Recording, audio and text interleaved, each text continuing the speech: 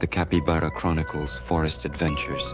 Story 11, The Heart of the Forest, Trials of the Fire Cave. The capybaras felt that they were approaching the climax of their long adventure. All the keys they collected in the Great Lake, the Workshop of Clouds, and the Moonglade were meant to come together at this stage. Now they stood at the entrance to the fire cave, where, according to legend, the heart of the forest lies, the source of all its magic.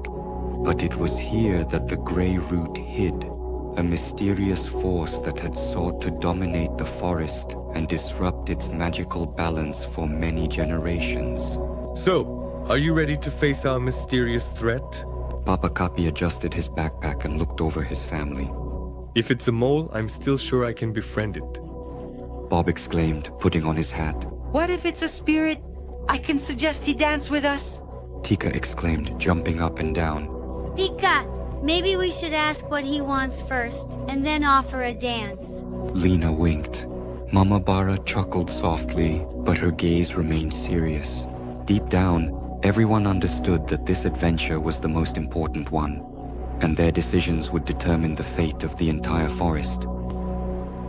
As the family entered the cave, a labyrinth of tunnels opened up before them, illuminated by flickering fire crystals. The air was warm and had a slight scent of ozone. Papa Capi unfolded the map, where magical lines glowed, indicating the way. The map leads us straight to the heart of the cave, he said. But be careful, something is hiding here. The map takes us straight into the heart of the cave, he said.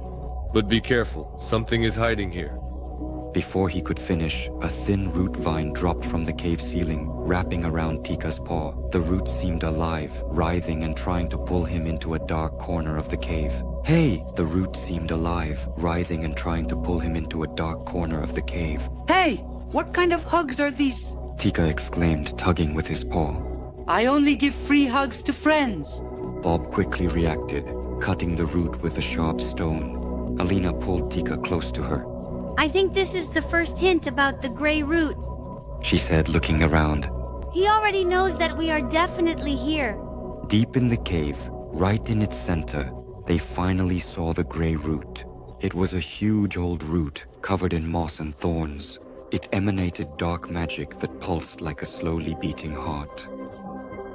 But suddenly, a human figure began to emerge from the root. A tall, thin spirit with silver skin and eyes filled with sadness. Who are you? Be careful, Papa Capi asked, taking a step forward. I was the guardian, the forest's magic, the grey root said quietly. But one day I was consumed by envy. I wanted the power to belong to me alone. It lay only for me, and the forest served only me. And now I can't stop. So, we're a friend of the forest? Lina asked. But you can become one again, can't you? The grey root sadly shook his head.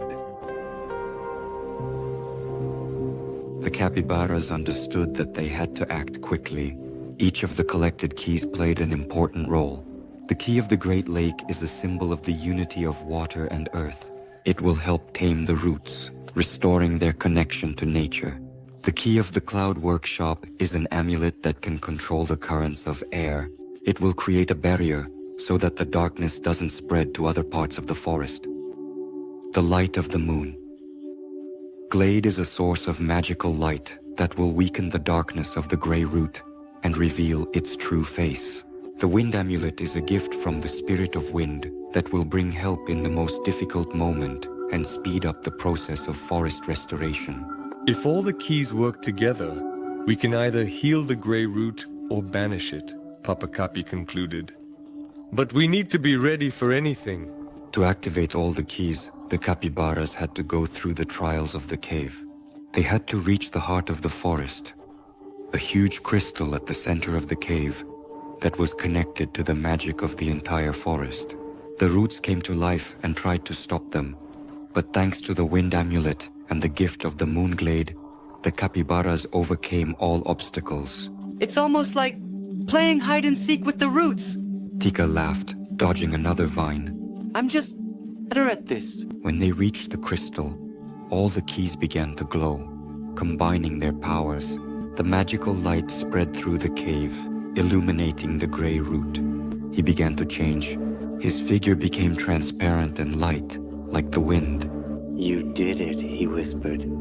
I can feel the darkness fading away. Enough. Thank you.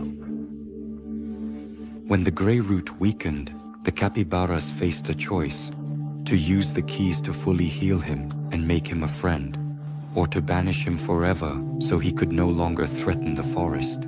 He deserves a second chance, Lina said quietly. I agree, Bob nodded. Everyone can make mistakes. The important thing is to learn from them. Then we will heal him, decided Papa Capi. The forest grows stronger when we unite. The capybaras directed the light of the keys at the gray root, and he completely transformed. His dark magic disappeared, and he became the spirit of light, just like he once was long ago. Thank you, he said, smiling. His dark magic disappeared, and he became a spirit of light, just like he had been long ago. Thank you, he said, smiling. Now I will once more serve the forest, to protect, nurture, and cherish it, ensuring its safety again. After the gray root was healed, the capybaras felt that the forest had grown stronger, but they also knew that their adventure was not over yet. We took an important step, said Papa Capi, looking at his family. Now we know how to use the keys. Ahead lies the final battle for the forest. And if we have to fight, Tika smiled, I'm ready to dance until last leaf. Everyone laughed, but there was a glow of confidence in their eyes.